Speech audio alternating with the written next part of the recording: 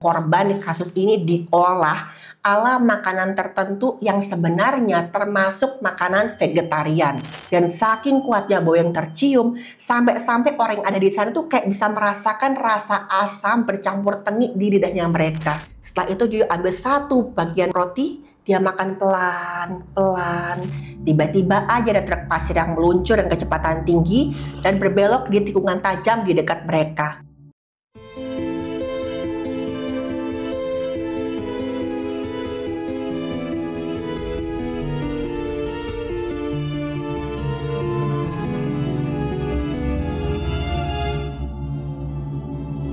Halo, saya Dr. Stefani.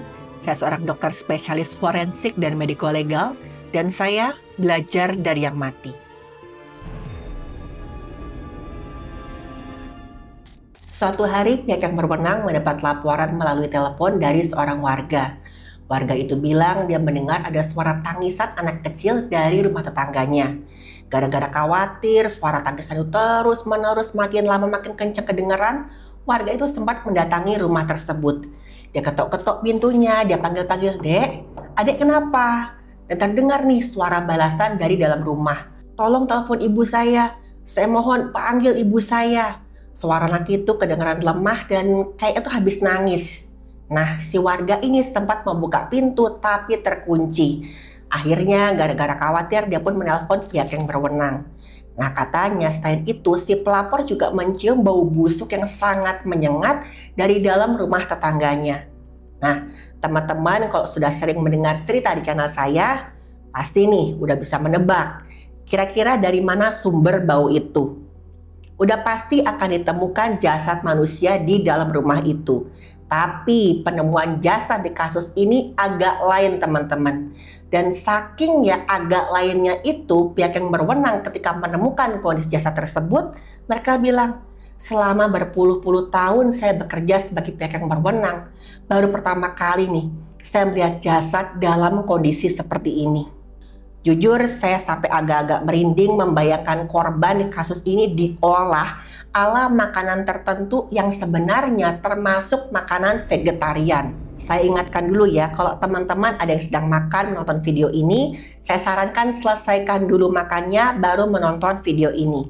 Nah, penasaran? Oke, kita lanjut kasusnya. Singkat cerita, akhirnya pihak yang berwenang datang ke rumah yang dilaporkan tadi. Mereka mendobrak pintu dan menemukan ada seorang anak laki-laki yang meringkuk ketakutan di salah satu sudut ruangan. Anak ini menangis, dia terus-terusan bertanya, "Ibu saya mana? Ibu saya di mana?" Keadaan anak ini tuh sangat-sangat menyedihkan teman-teman. Tubuhnya kurus kering, bajunya kotor, dan kelopak mata bawahnya itu sampai sembab, warnanya kehitaman. Gak tahu udah berapa lama anak ini gak makan, mungkin juga gak minum, dan terus-terusan menangis sampai matanya itu bengkak. Dan jelas sekali anak ini mengalami kekurangan nutrisi. Jadi normalnya tubuh akan menggunakan nutrisi dari makanan untuk bisa bertahan hidup. Saat asupan makanan itu berhenti, gula darah akan menurun. Tubuh akan menggunakan simpanan gula di hati atau lever untuk menjaga gula darah. Tanpa cadangan gula, tubuh hanya bisa bertahan 12-24 jam tanpa asupan makanan. Di sini orang apalagi anak udah pasti mulai merasa lemas, kelelahan, dan begitu cadangan gulanya habis, tubuh akan mulai memecah lemak dan juga otot. Hasil dari pemecahan lemak dan otot ini adalah zat yang namanya keton. Kalau keton ini terus-menerus diproduksi dalam kadar tinggi, akan menyebabkan anak mengalami mual, muntah, serta mulai kebingungan. Kalau keadaan ini berlangsung, akan mulai terjadi kerusakan pada organ-organ bagian dalam. Terjadilah kerusakan pada otak, jantung, dan juga organ-organ vital lainnya. Untungnya saat itu si anak ditemukan tepat waktu. Pihak yang berwenang segera mengevakuasi anak laki-laki ini ke rumah sakit untuk mendapatkan pertolongan medis. Anak ini kita sebut saja namanya Jojo, dia laki-laki, usianya 8 tahun. Di rumah sakit, Jojo sempat diberi roti oleh petugas dinas sosial. Dan teman-teman tahu, walaupun kelihatan sangat kelaparan, Jojo nggak langsung makan makanannya dengan lahap. Padahal udah jelas kan, si Jojo entah berhari-hari itu dia nggak makan sama sekali. Dengan tenang, sama sekali nggak nangis, sama sekali nggak ngomong, Jojo bagi-bagi roti itu jadi 5 bagian yang sama. Terus 5 bagian itu dia masukin lagi tuh ke kantong membungkus rotinya. Setelah itu Jojo ambil 1 bagian roti, dia makan pelan. Sedih banget ya teman-teman. Anak ini mungkin berpikir cara makan yang normal kalau dia mau bertahan hidup ya seperti itu. Kenapa? Karena anak ini tuh sering ditinggal sendirian tanpa persediaan makanan dan minuman yang cukup. Anak sekecil itu teman-teman sudah belajar untuk mengirit makanannya karena dia nggak tahu nih kapan dia akan mendapatkan makanan lagi. Udah jelas lah, anak ini ditelantarkan oleh orang tuanya begitu lamanya. Sementara itu di TKP, pihak yang berwenang memeriksa kondisi rumah yang juga sangat menjijikkan. Segala macam barang, mulai dari perabotan, plastik pembungkus makanan, sisa-sisa makanan, semuanya menumpuk.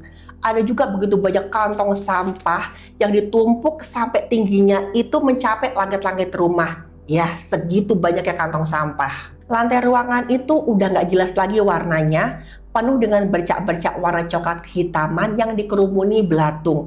Baunya itu seperti kotoran manusia yang sudah mengering. Dan juga ada banyak sekali kecoa yang merembet di dinding dan juga di lantai. Bisa dibayangkan baunya ya teman-teman ya. Tapi pihak yang berwenang juga mencium ada bau lain yang mencurigakan. Baunya itu agak-agak unik, kayak bau pembusukan, tapi bercampur bau lain yang kerasa asam. Mereka telusurilah asal bau tersebut sampai ke sebuah ruangan di belakang rumah. Di situ ada sebuah tong besar, dan di atas tong itu ada selimut yang menutupi atasnya itu. Begitu dibuka, masih ada tutupnya nih. Mereka bukalah tutup itu pelan-pelan. Mereka angkat tutupnya dan di situ mereka melihat ada jasad manusia yang direndam dalam cairan cuka yang biasa digunakan untuk membuat acar. Dan saat itu bau asam khas acar bercampur dengan bau jasad yang sudah membusuk itu membuat pihak berwenang berjuang setengah mati menahan mual. Katanya pihak yang berwenang yang membuka tong tadi bilang, saya hampir saja langsung muntah ke dalam tong itu saking parahnya baunya. Dan saking kuatnya bau yang tercium, sampai-sampai orang yang ada di sana tuh kayak bisa merasakan rasa asam bercampur tengik di lidahnya mereka. Aduh, saya benar-benar salut dengan dedikasi pihak yang berwenang. Karena saat itu mereka harus mengevakuasi jasad yang ada di dalam tong itu. Mereka keluarkanlah satu persatu bagian tubuh yang mereka temukan di dalam tong. Ternyata mereka menemukan nggak cuma satu tapi 2 jasad manusia. Dan dua-duanya adalah laki-laki. Pihak yang berwenang segera mengevakuasi kedua jasad tersebut ke bagian forensik. Kedua jasad ini sudah terendam di cairan cuka acar cukup lama. Jadi asam dalam cuka sudah memecah protein dalam jaringan tubuh. Ini menyebabkan jaringan menjadi lebih lunak dan juga rapuh. Dokter forensik harus berhati-hati dalam memeriksa korban. Jangan sampai jasad ini hancur ketika disentuh. Karena mereka masih harus mengidentifikasi 2 laki-laki ini siapa. Asam juga sudah melarutkan kalsium dalam tulang yang mereka temukan. Sehingga ketika diperiksa tulang korban ini rapuh dan mudah sekali hancur. Tapi dari bentuk tulang kepala dan juga tulang panggul, diketahui kalau kedua jasad ini berjenis kelamin laki-laki. Nah, sedangkan tadi kan anak bernama Jojo itu sedang mencari ibunya. Berarti keberadaan ibunya Jojo belum diketahui. Dari keterangan tetangga sekitar rumah, diketahui ibu Jojo memang tinggal di rumah itu. Kita sebut saja nama ibu Jojo ini dengan Lulu. Lulu ini bekerja sebagai seorang buruh pabrik. Dari keterangan tetangga sekitar, mereka tahu kok Lulu tadinya tinggal bersama seorang suami, kita sebut saja suaminya ini Koko, dan 2 orang anaknya yang laki-laki semua. Anaknya yang paling sulung ini atau kakaknya si Jojo, kita sebut saja namanya Hans. Dia sudah berusia dewasa dan hidup mandiri di luar kota. Koko ini sudah 10 tahun terakhir tidak diketahui di mana keberadaannya. Jadi ya bapaknya sanak anak ini nggak ketahuan nih ada di mana. Banyak tetangga yang curiga kalau Koko ini pergi meninggalkan keluarganya. Karena mereka sempat mendengar Koko sama Lulu ini sering sekali bertengkar dan suara teriakannya itu sampai keluar rumah. Jadi mereka mikir mungkin satu hari Koko nggak tahan dan pergi meninggalkan keluarganya. Akhirnya pihak yang berwenang menemui si Hans di tempat tinggalnya. Dan disinilah mulai terlihat titik terang dari kasus ini. Menurut keterangan si Hans, ibunya ini memang beberapa tahun belakangan selalu bertingkah aneh. Saking nggak tahan dengan tingkah aneh ibunya, Hans segera mencari kerja ketika dia lulus sekolah supaya dia bisa hidup mandiri, terpisah dari keluarganya. Hans kemudian cerita ibunya ini mulai bersikap aneh semenjak adiknya Hans meninggal. Pihak yang berwenang sempat kaget nih, loh adikmu maksudnya Jojo? Jojo tuh masih hidup loh, sekarang dia ada di rumah sakit. Dengan wajah sedih, Hans cerita, bukan Jojo. Saya tuh sebenarnya punya 2 orang adik. Sebelum Jojo ini lahir, ibu saya sempat punya 1 orang anak laki-laki. Kita sebut saja nama anak laki-laki itu Bobby. Dan sambil menahan tangis terbata-bata, Hans pun cerita apa yang terjadi sama Bobby. Waktu Hans masih kecil, dia sempat menyaksikan Bobby ini meregang nyawa tepat di depan matanya. Jadi suatu hari Hans ini sedang ngajak Bobby jalan-jalan di sekitar rumah mereka. Tiba-tiba aja ada truk pasir yang meluncur dengan kecepatan tinggi dan berbelok di tikungan tajam di dekat mereka. Truk itu memang nggak mengenai Hans ataupun Bobby. Tapi saat itu pasir muatan truk itu jatuh menimpa Bobby dan mengubur Bobby hidup-hidup di situ.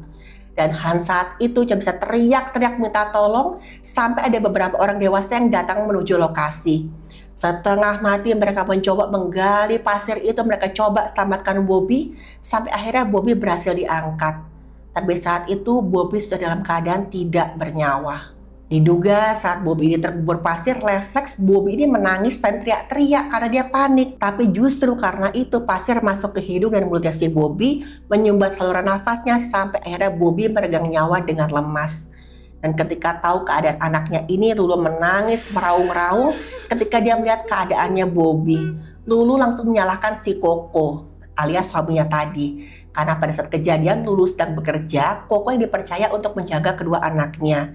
Lulu menganggap si Koko ini nggak becus menjaga anak. Setiap hari Lulu selalu teringat Bobby sampai akhirnya kesehatan mental Lulu pun pelan-pelan terganggu. Akhirnya Koko mengajak mereka sekeluarga pindah rumah. Koko berharap dengan suasana rumah baru, lingkungan baru, kesehatan mental Lulu bisa pelan-pelan membaik. Tapi nggak lama setelah pindah rumah, Lulu pun hamil dan melahirkan Jojo, si anak terakhir. Tapi saat itu kondisi mental Lulu malah semakin parah.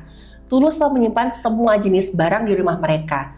Bahkan bisa dibilang Lulu hampir nggak pernah buang sampah. Lulu selalu merasa sayang membuang barang apapun, bahkan sampai bungkus-bungkus makanan dan juga sisa-sisa makanan, semua disimpan oleh Lulu. Lulu ini diduga mengidap hoarding disorder atau ya kelainan mental di mana seseorang itu memilih untuk menumpuk barang-barang di rumahnya dan merasa sayang kalau membuang barang-barang tersebut, meskipun barang-barang itu adalah sampah. Jadi trauma yang dialami oleh Lulu ini memang menyebabkan tekanan jiwa yang sangat-sangat mendalam.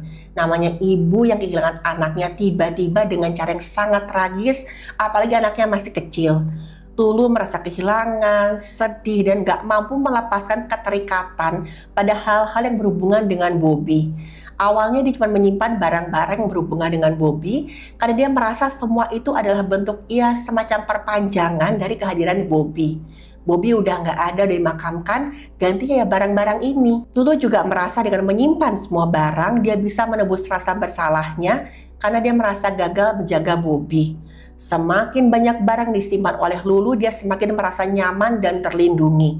Dia merasa seperti dikelilingi kenangan indah tentang Bobby. Lulu nggak sadar kalau semua barang itu nggak bisa menggantikan Bobby. Malah barang-barang itu membuat rumahnya semakin nggak sehat dan juga mengancam kesehatan anaknya tadi, si Hans, si Jojo, dan juga suaminya Koko. Makin lama Lulu makin merasa takut kehilangan dan hoarding disordernya ini semakin parah. Barang-barang yang nggak berhubungan dengan Bobby pun dia tumpuk di rumahnya. Lulu jadi semacam ketergantungan dengan barang-barang itu. Karena dia merasa dengan adanya barang-barang itu dia aman dan nyaman, terlindungi. Tapi teman-teman, rasa aman dan nyaman itu hanya sementara. Setiap kali rasa takut, rasa sedih, atau rasa bersalah mendatangi Lulu, dia akan mengatasinya dengan menumpuk lebih banyak lagi barang di rumahnya. Lulu juga nggak peduli lagi dengan kebersihan rumahnya. Hans cerita dulu sebenarnya waktu dia masih sekolah, dia melihat ibunya itu sempat menyeret jasad ayahnya. Dan saat itu ayah kelihatan pucat dan lemas. Lulu bilang nih ke Hans, ibu nih baru pulang, tiba-tiba ayahmu meninggal. Jadi ibu mau membawanya ke kamar. Kan rumit banget nih kalau ibu harus mengurus penguburan dan melaporkan ini ke pihak yang berwenang. Hans, kamu kan udah gede, ayo dong bantu ibu. Mau ya kamu bantu ibu ya? Waktu itu Hans masih kecil, dia nggak tahu harus bersikap gimana. Jadi sempat melihat ada sebuah tong besar yang sudah diletakkan di kamar orang tuanya. Karena nggak punya pilihan lain, Hans akhirnya membantu sang ibu karena ibunya terus meyakinkan si Hans bahwa ini adalah keadaan yang sangat sulit untuk mengubur badan ayahnya. keadaan mental ibunya masih drop. Selain itu mereka juga kekurangan uang dan sudah bisa dipastikan teman-teman, tong yang dipakai untuk menyimpan jasad Koko adalah tong yang sama yang ditemukan oleh pihak yang berwenang. Pihak yang berwenang sempat menunjukkan foto tong yang mereka ambil di rumah Lulu tadi ke si Hans. Dan Hans bilang, iya, itu tong yang sama yang saya lihat tempat ibu saya menyimpan jasad ayah saya. Dan memang teman-teman, salah satu jasad yang ada dalam tong, yaitu jasad yang busukannya paling parah, adalah jasadnya Koko. Nah, terus siapa nih jasad satunya lagi? Dari keterangan tetangga itu diketahui kok Lulu itu sering bawa laki-laki ke rumahnya. Setiap hari laki-laki yang Lulu bawa ke rumahnya itu beda-beda. Mereka keluar masuk, kadang menginap sampai tetangga lama-lama risih. Karena mereka tahu Koko kan sudah nggak ada. Kok Lulu ini sebagai ibu tugas enaknya aja bawa laki-laki keluar masuk rumahnya. Apa nggak kasihan sama Hans, sama Jojo? Sampai pada suatu hari hanya ada satu laki-laki yang sering dibawa Lulu keluar masuk rumahnya. Salah seorang tetangga yang nggak tahan lagi akhirnya mendatangi Lulu. Dia tanya, itu laki-laki siapa? Pacar kamu apa suami? Kok seenak saya saja kamu bawa keluar masuk rumah? Dan Lulu dengan entengnya menjawab, oh itu Michael, pacar saya. Anggap aja ya dia itu calon bapaknya anak-anak lah. Jadi Michael ini adalah teman kerjanya Lulu di pabrik. Sebenarnya tetangga udah sangat-sangat risih dengan perilakunya Lulu. Tapi mereka juga tahu teman-teman kalau Lulu ini punya masalah dengan kesehatan mentalnya. Nanti misalkan mereka tegur, salah satu Lulu malah mengamuk dan membahayakan anak-anaknya. Akhirnya para tetangga berusaha untuk enggak terlalu mempedulikan keadaannya Lulu. Sampai suatu hari Michael gak kelihatan lagi. Michael menghilang entah kemana sama seperti Koko. Lagi-lagi tetangga mulai bisik-bisik nih. Palingan Michael juga kabur, nggak tahan sama si Lulu. Sebenarnya keluarga Michael ini sempat menelpon Lulu dan menanyakan keberadaannya Michael. Dan Lulu selalu menjawab sambil menangis dan teriak-teriak, Michael itu selingkuh. Dia kabur dengan perempuan lain. Saya nggak tahu di mana mereka berdua. Dan mendengar itu keluarga Michael memilih untuk menyerah. Dan mendengar keterangan dari tetangga dan juga dari keluarganya Michael, pihak yang berwenang menduga nih, jangan-jangan Michael inilah korban lain yang ada di dalam tong. Dan akhirnya Lulu pun ditemukan sedang bersembunyi di rumah salah seorang teman kerjanya. Lulu kemudian langsung diringkus oleh pihak yang berwenang. Waktu dimintai keterangan, Lulu hanya mengucapkan, saya minta maaf, tapi dengan nada yang sangat-sangat ganjil. Lulu berkali-kali mengucapkan saya minta maaf dengan berbagai nada, seakan-akan ya ada beberapa orang yang ada dalam dirinya si Lulu. Dan akhirnya pihak yang berwenang pun mengundang ahli kejiwaan untuk memeriksa kejiwaannya Lulu. Aduh, kasus ini semakin rumit aja ya teman-teman. Ditambah lagi tadi setelah dilakukan tes DNA, ternyata memang benar. Jasad kedua adalah Michael. Dan cuma Lulu nih yang tahu apa yang terjadi dengan Michael dan juga si Koko. Di depan psikiater, Lulu mengakui semua perbuatannya dengan sangat-sangat tenang, nggak kelihatan bersalah, nggak kelihatan sedih sama sekali. Lulu bilang begini, laki-laki yang ada di tong itu memang suami saya. Dan jasad lainnya itu ya cuman orang asing saya ketemuin di jalan. Saya hilangkan nyawanya dan bayar orang asing lain untuk membantu saya untuk masukkan jasad keduanya ke dalam tong. Kata-kata Lulu agak-agak nggak teratur ya teman-teman. Tapi semuanya Lulu ceritakan dengan detail, walaupun ya susunan kata-katanya juga kayak kacau. Lulu cerita itu melompat-lompat dari satu cerita ke cerita lain.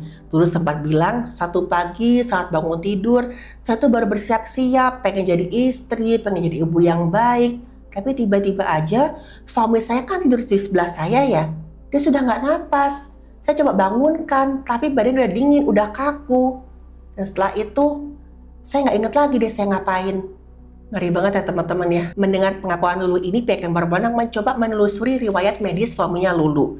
Akhirnya mereka menemukan catatan pemeriksaan kesehatan rutin atau medical check-up dari kantor tempat Koko bekerja. Tapi satu kelihatan Koko ini sehat-sehat aja kok. Sama sekali nggak ada penyakit serius yang bisa membuat Koko ini meninggal secara mendadak. Teman-teman ingat nggak? Tadi waktu pertama Lulu kan bilang dia nggak ingat apa yang dia lakukan. Tapi semakin lama pemeriksaan psikiater, akhirnya Lulu pun bilang, saya itu nggak bisa jauh-jauh dari badan suami saya. Makanya jasad suami saya nggak saya kubur, saya simpan. Saya nggak mau kehilangan suami saya. Nah, aneh kan pengakuannya Lulu. Tadi bilang nggak ingat. Sekarang dia ingat apa yang dilakukan pada jasadnya Koko. Yang benar yang mana? Nah terus apa yang terjadi dengan jasad kedua? Tadi kan setelah dilakukan tes DNA diketahui kalau memang jasad kedua itu adalah Michael. Pihak yang berwenang bertanya nih, kamu apakan Michael sebelum kamu masukkan ke dalam tong? Dan waktu lu ditanyain, tahu nggak apa jawabannya? Michael ya? Michael waktu itu tiba-tiba aja dia pingsan. Terus saya dapat ide nih. Oh, pas nih waktunya kalau saya mau menghilangkan nyawanya Michael. Nanti Michael akan saya simpan bareng-bareng suami saya. Supaya Michael gak kemana-mana. Supaya mereka berdua selalu sama-sama dengan saya di rumah ini. Ngeri banget ya teman-teman. Dari pengakuannya udah jelas sekali kalau kejiwaan Lulu ini terganggu. Tapi proses hukum tetap harus berjalan sebagaimana mestinya. Dan pada akhirnya Lulu pun mendapatkan hukuman yang berat. Sementara Jojo diserahkan ke organisasi yang mengurus korban kekerasan anak dan juga perempuan. Saya harap Jojo bisa mengatasi traumanya dan menjalani hidupnya dengan baik. Kasus ini terjadi di Korea Selatan pada tahun 2014. Teman-teman, dari kasus ini kita belajar bahayanya trauma yang tidak terselesaikan dengan benar. Lulu tadi mengalami trauma hebat setelah dia kehilangan Bobby. Tapi sayangnya Koko tidak menyelesaikannya dengan benar. Malah Koko memilih jalan simpel, yaitu pindah rumah. Hasilnya gangguan kejiwaan Lulu semakin parah dan malah membahayakan banyak orang. Kalau teman-teman punya pengalaman yang membuat trauma apapun itu, cari bantuan ke ahli kejiwaan. Saya selalu mengingatkan setiap penyakit tidak bisa diselesaikan dengan diam. Memendam trauma tidak akan menyelesaikan masalah. Saya doakan teman-teman semua selalu dikaruniai kesehatan baik fisik ataupun mental.